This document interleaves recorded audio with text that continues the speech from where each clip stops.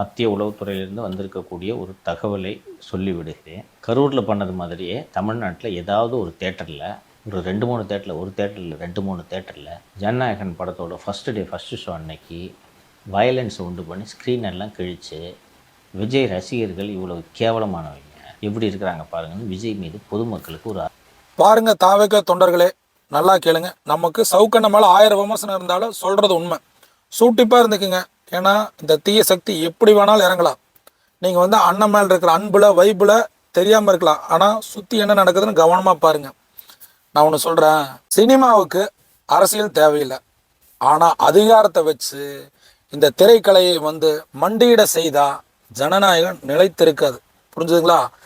ஜனநாயகத்தை காக்க வேண்டிய ஒரு சில அமைப்புகளே இந்த மிரட்டலை விட்டு இப்படிலாம் பண்ணுனா நாடு எதை நோக்கி போயிட்டு இருக்குது? சர்வாதிகார ஆட்சி நோக்கி போயிட்டு இருக்குது. நான் ஒன்று சொல்கிறேன் கேளுங்க. இந்த கூட்டமெல்லாம் ஓட்டா மாறுமான்னு கேட்டவங்களுக்குலாம் ஒன்று சொல்கிறேன், ஓட்டா மாறாது, வேட்டா மாறும்.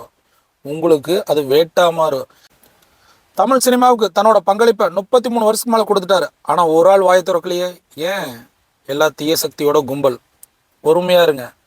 விஜயண்ணனுக்கு அந்த தமிழக மக்களும் தாவேக தொண்டர்களும் ரசிகர்களும் பலமாக இருக்கிறாங்க. அது போதும். யாரும் சப்போர்ட் பண்ணணும் நமக்கு அவசியம் இல்லை. மனசு வேதனையாக இருக்குது. ஜனநாயகம் போஸ்ட்போன் ஆனது உண்மையாகவே மன வருத்தமாக இருக்குது. விடுங்க, தப்பில்லை.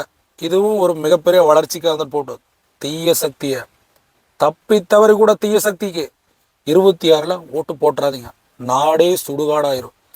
தீய சக்தி மாபெரும் சூறையான தீய சக்தி. சிந்தித்து வாக்களிப்பர். மக்கள் பேராதரவில் தாவேக.